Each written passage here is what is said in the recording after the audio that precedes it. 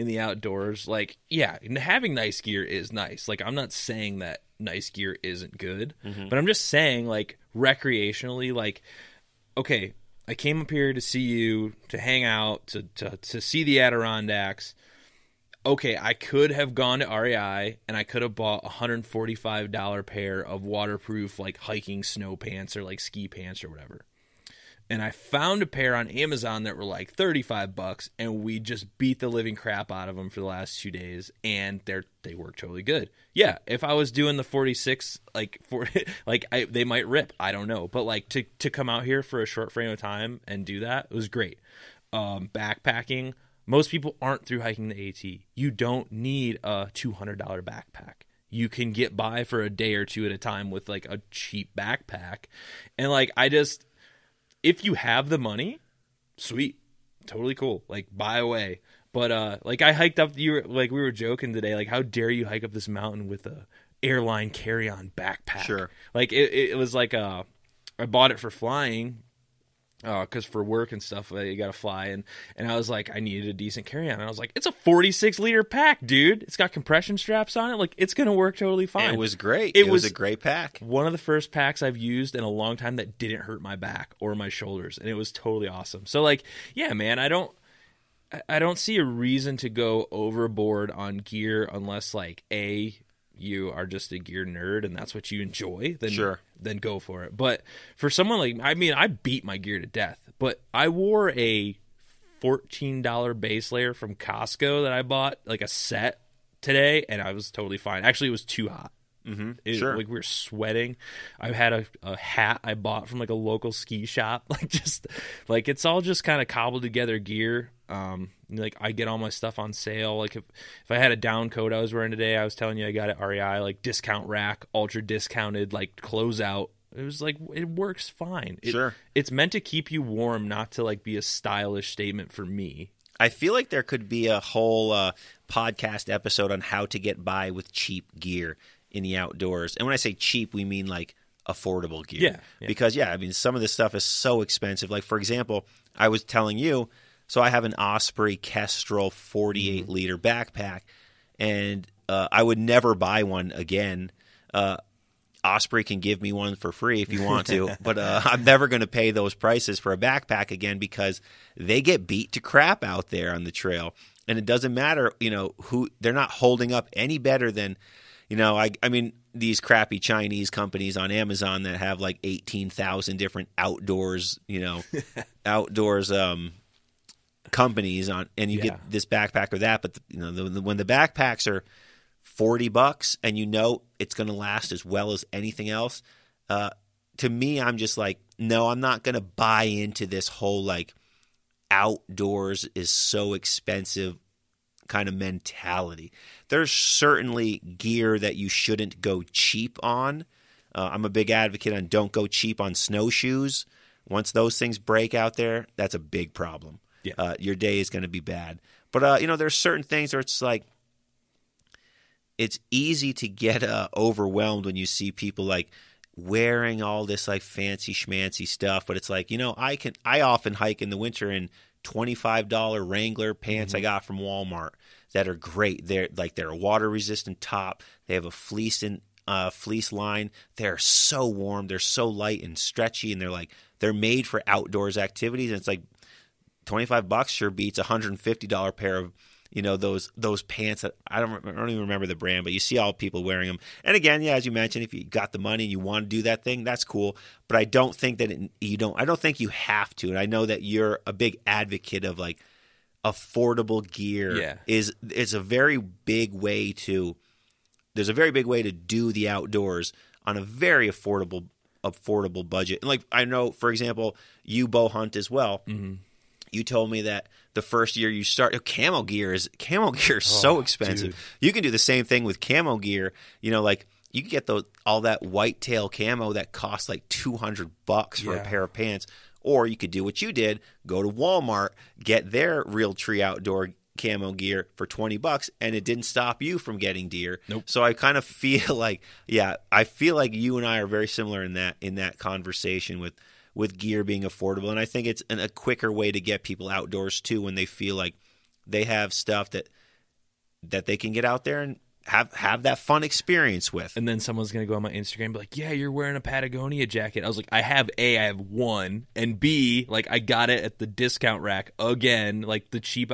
I was telling you this earlier today when we were hiking. Like, everything I own is orange because it's always on closeout. Yeah, like, you can get a $150 jacket for like $70 because nobody wants orange. I'll buy orange all day long, baby. You look good in it. Also, orange is the color of the New York Mets, so you have my blessing on rocking the orange. That's all that matters to me.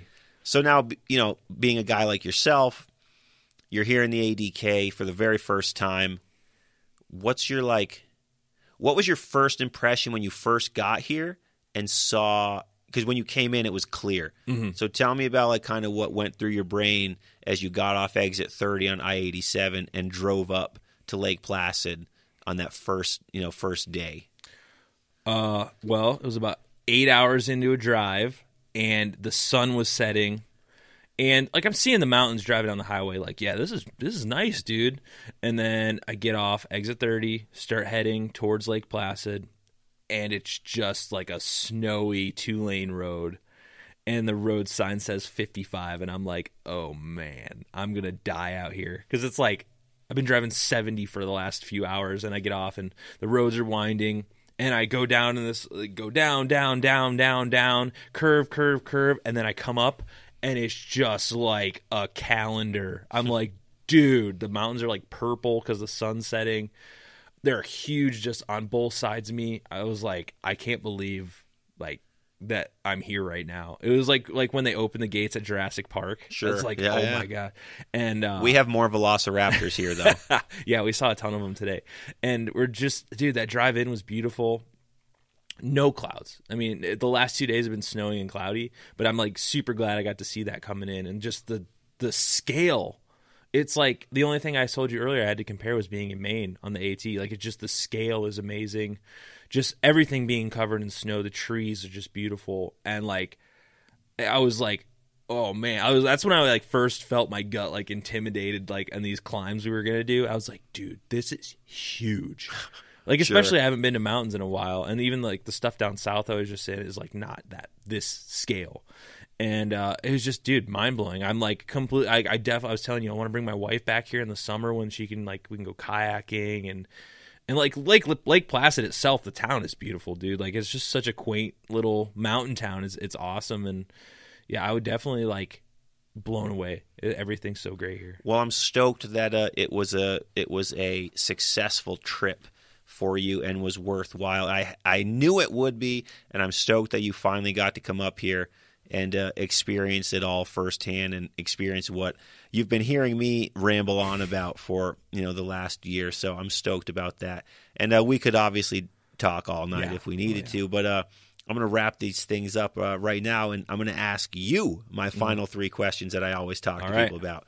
1, what is in that carry-on backpack that you took on the trail today? What's something that you always like to have in your backpack when you're out in the woods? My favorite thing ever, which probably annoyed the crap out of you, was my Nikon D750. All right. Yeah, sure. Hold on, dude. I got to stop and take a picture of this. I take my DSLR and my GoPro everywhere, but other than that, it was just puff coats and some water and some snacks, and that was pretty much it. And I love that you take your camera and your stuff everywhere, because that's how you do the outdoors. That's how it becomes like that activity for you. You're big into photography and the video thing, and that's terrific. I love that everyone has their own unique thing.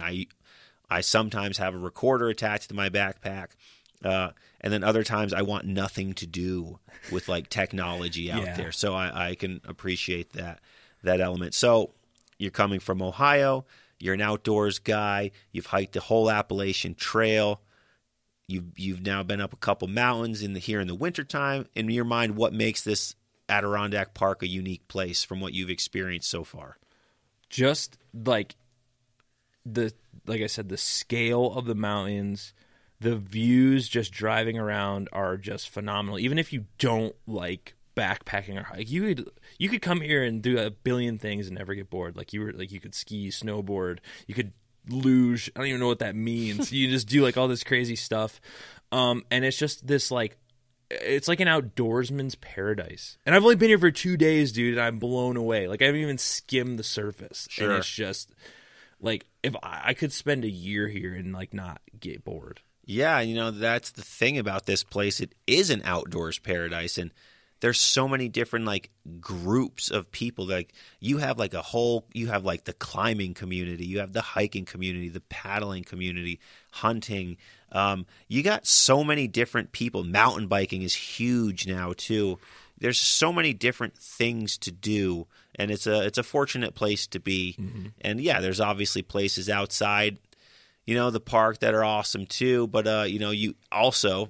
I mean, I know a good dozen people that just never leave the blue line because exactly that. It's like everything's right here. Yeah. And I'm very fortunate to have the opportunity to be able to experience that.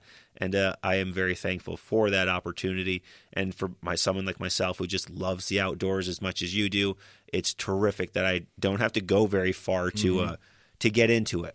And I also, going with what we said earlier, I think I'm fortunate in the sense of, like, my home is this type of outdoors paradise, but I know that anywhere you go, there are outdoors places to get out there, and I know that's a big thing that you preach on your show. Yeah.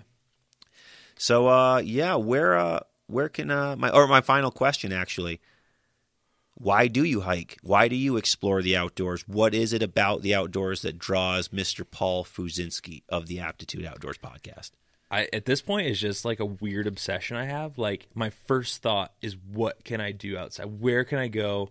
My garage looks like an REI. It's so bad. Like, it's embarrassing almost because I have a kayak. I have a mountain bike. My wife has a mountain bike and a kayak. I've got dry bags, backpacks, and, like, I just always am looking for the next thing that I can do to just, like, be outside. And, like, I also want to, like, feel like I want to be the guinea pig for people where I live to, like, you can do this. Like, you can all get out there. I'm like, kind of like what you did with the 46 podcast. You went up the mountains and were like, this is this. I want to be that way with, like, you can do this too. You don't have to have a special skill.